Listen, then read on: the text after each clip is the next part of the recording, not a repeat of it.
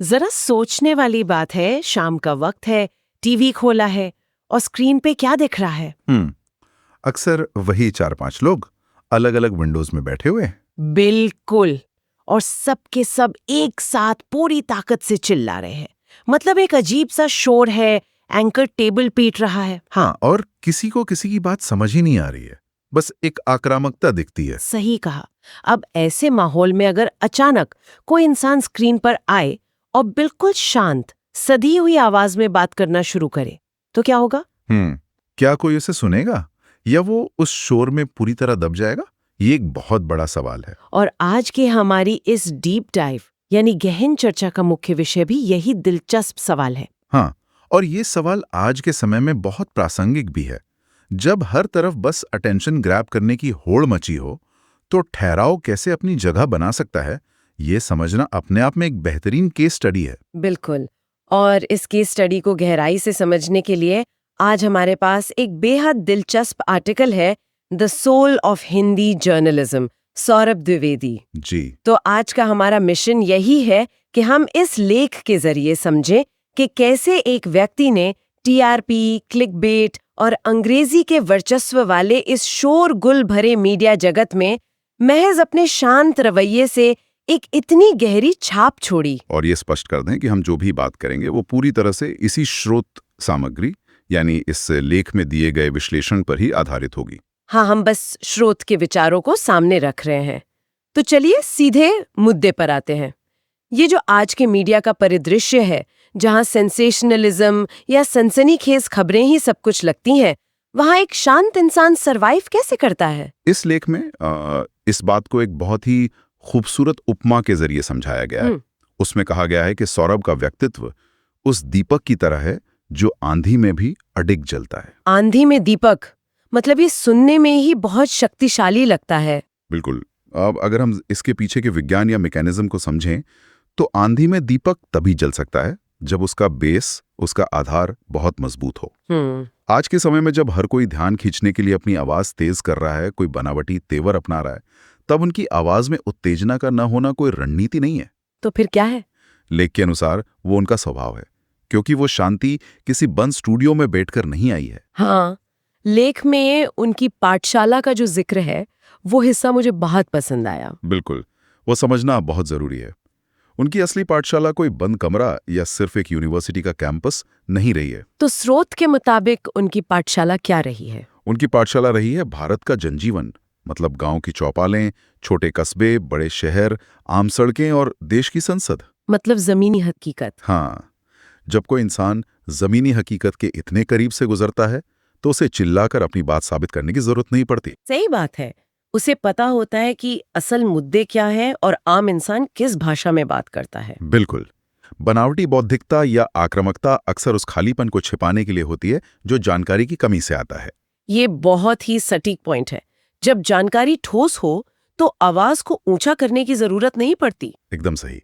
और यही चीज उनके इंटरव्यूज में सबसे ज्यादा नजर आती है, क्योंकि अक्सर टीवी पर वो इंटरव्यूज ऐसे लगते हैं जैसे किसी युद्ध के मैदान की रिपोर्टिंग हो रही हो। हाँ, एंकर बस ये साबित करना चाहता है कि वो अतिथि से ज्यादा स्मार्ट है। बिल्कुल। लेकिन इस लेख में उनके साक्षात्कार लेने की कला यानी द आर्ट ऑफ इंटरव्यूइंग पर जो बात कही गई है, वो पूरी तरह से एक नया नजरिया देती है। हाँ, और इसके पीछे का जो मनोवैज्ञानिक पहलू स्रोत में बताया गया है, वो बहुत गहरा है। वो फाइट और फ्लाइट वाली बात ना? बिल्कुल। सोचिए, जब कोई एंकर बहुत आक्रामक होकर सवाल पूछता है, तो सामने बैठे व्यक्ति के दिमाग में क्या होता है? वो तुरंत बचाव की मुद्रा में आ जाता होगा। हाँ, उसका फाइट और फ्लाइट रेस्पॉन्स ट्रिगर हो जाता है। उसका पूरा ध्यान सिर्फ इस बात पर होता है कि वो खुद को कैसे बचाए या पलटवार कैसे करे। और ऐसे में सच या कोई भी काम की बात बाहर नहीं आ पाती। बिल्कुल नहीं आ पाती। दर्शक भी सिर्फ एक तमाशा देख रहे होते हैं, उन्हें कोई नई जानकारी नहीं मिल रही होती। तो जब सवाल पूरे सम्मान के साथ बिना आवाज ऊंची किए पूछे जाते हैं, तब उस डायनामिक में क्या बदलाव आता है? तब सामने वाला व्यक्ति रक्षात्मक होने के बजाय आत्ममंथन करने लगता है। आत्ममंथन मतलब खुद के ही विचारों पर गहराई से सोचना। हाँ, लेख इस बात को बहुत स्पष्ट करता है कि जब पूरे ठहराव और ठोस तथ्यों के आधार पर सवाल किए जाते हैं, तो अतिथि को ये नहीं लगता कि उस पर कोई निजी हमला हो रहा है। वो सोचने पर मजबूर हो जाता है। ये महज सवाल जवाब का एक रटा रटाया सत्र नहीं रह जाता। नहीं, ये संवाद के एक बहुत ही उच्च स्तर पर पहुंच जाता है। ये पत्रकारिता का एक नया प्रतिमान है, जहां अतिथि भी सोच रहा है और स्क्रीन के उस पार बैठा दर्शक भी कॉग्निटिव रिलीफ महसूस कर रहा है। कॉग्निटिव रिलीफ यानी मानसिक शांति। हाँ, दर्शक को लगता है कि उसे कुछ नया जानने को मिला, ना कि सिर्फ एक शोरगुल से सिरदर्द मिला। एक तरह से ये हमला करने और सोचने पर मजबूर करने के बीच का फर्क है। बिल्कुल। और मैं मानती हूँ कि ये कॉग्निटिव रिलीफ ही वो कारण है जिससे लोग लंबी अवधि के इंटरव्यूज देखना पसंद करने लगे। सही कहा आपने। लेकिन सिर्फ सवाल पूछने का तरीका ही सब कुछ नहीं होता, शब्द भी बहुत मायने रखते हैं। और यहाँ मैं उस हिस्से पर आना चाहूंगी जो मुझे इस लेख में सबसे ज्यादा प्रभावित कर गया। आप हिंदी भाषा के साथ उनके रिश्ते की बात कर रही हैं? हाँ, क्योंकि मीडिया और भाषा का रिश्ता हमेशा से काफी जटिल रहा है। बिल्कुल रहा है। भारत में लंबे समय से ये देखा गया है कि गंभीर पत्रकारिता, विशेष रूप से उच्च स्तरीय विश्लेषण, अंग्रेजी का विशेषाधिकार माना जाता था। सही बात है। हिंदी को अक्सर या तो बहुत ही किताबी और बोझिल बना दिया जाता था। हाँ, या फिर बहुत ही हल्का और सिर्फ मनोरंजन तक सीमित कर दिया जाता था। ऐसा लगता था जैसे हिंदी में आत्मविश्वास की कमी हो। लेकिन इस लेख के अनुसार सौरभ ने हिंदी को एक नया आत्मविश्वास दिया। और ये कैसे किया, ये समझना दिलचस्प है। भाषा केवल संवाद का एक टूल नहीं है, यह संस्कृति और संवेदनाओं का सीधा विस्तार है। बिल्कुल।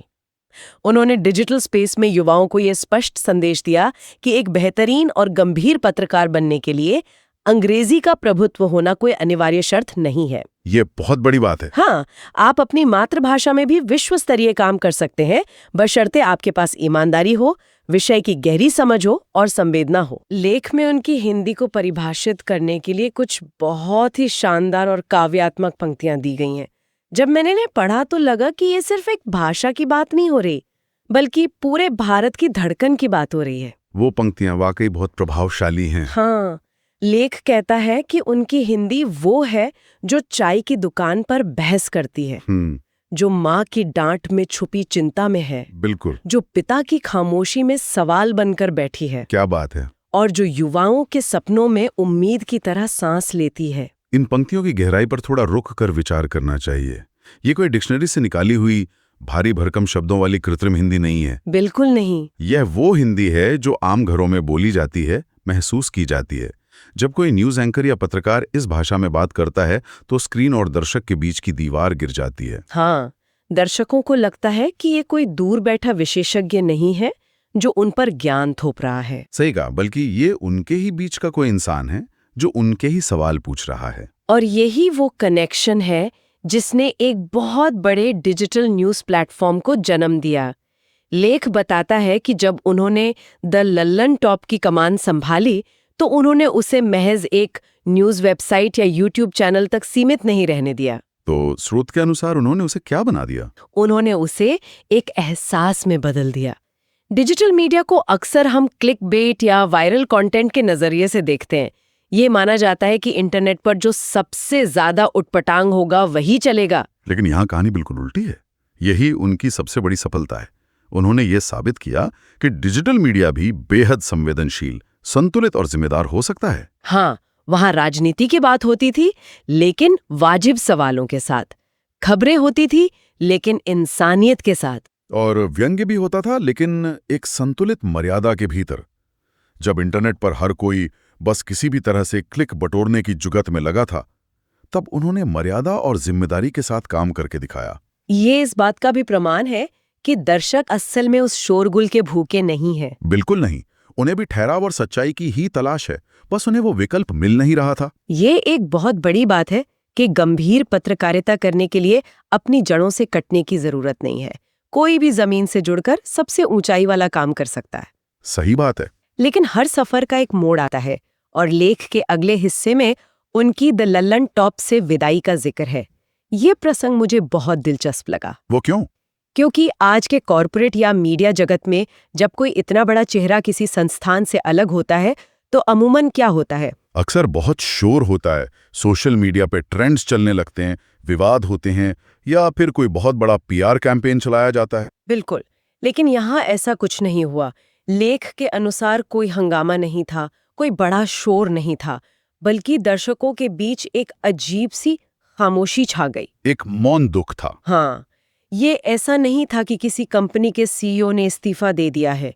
ये एहसास कुछ वैसा था जैसे रोज सुबह की चाय का कप अचानक से गायब हो गया हो। एक आदत छूटने जैसा एहसास। अगर हम इसे एक व्यापक नजरिए से देखें तो ये खामोशी बहुत कुछ कह जाती है। वो कैसे? ये दुख महज एक पद के परिवर्तन का नहीं था।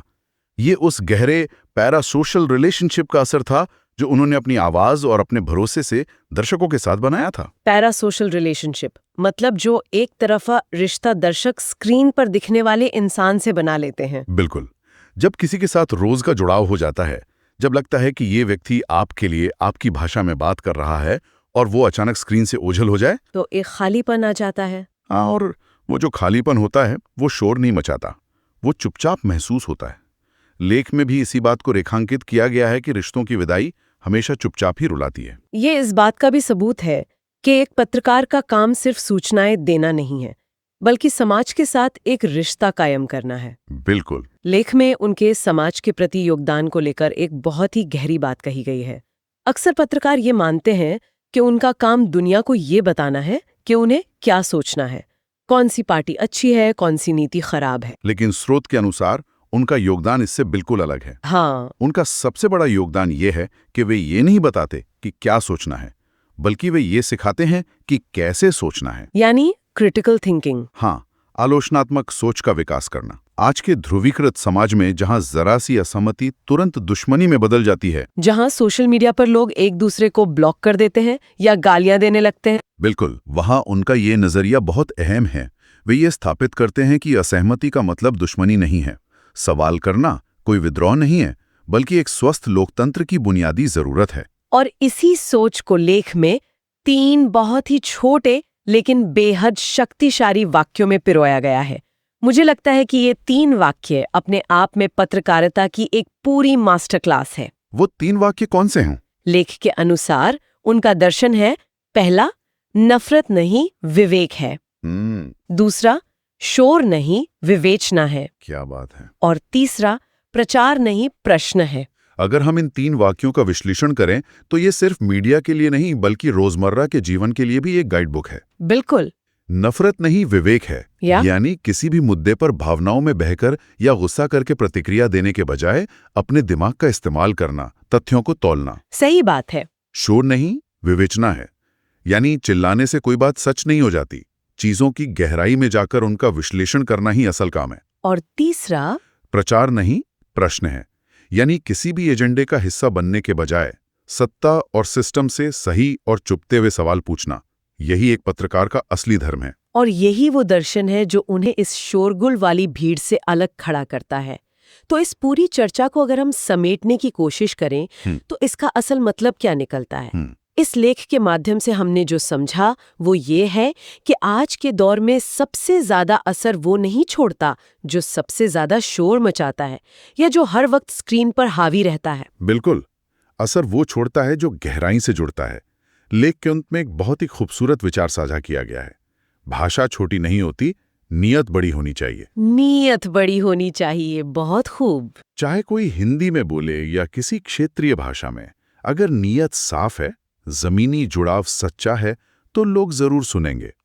उनकी आवाज और सोच आज देश के कोने कोने में गूंज रही है, लेकिन बिना किसी शोर के, चुपचाप, पूरे विश्वास के साथ। और यहाँ ये स्पष्ट करना जरूरी है कि हमारी ये पूरी गहन चर्चा उस स्रोत सामग्री और लेख के इर्द गिर्द ही बुनी गई थी जो हमें आज के विश्लेषण के लिए मिला था। हाँ, ये स्पष्ट होना चाहिए। हमने पूरी निष्पक्षता के साथ उस लेख में व्यक्त किए गए नजरिए को डिकोड करने की कोशिश की है, जो पत्रकारिता में इस अनूठी और शांत कार्यशैली के प्रभाव को सामने रखता है। बिल्कुल।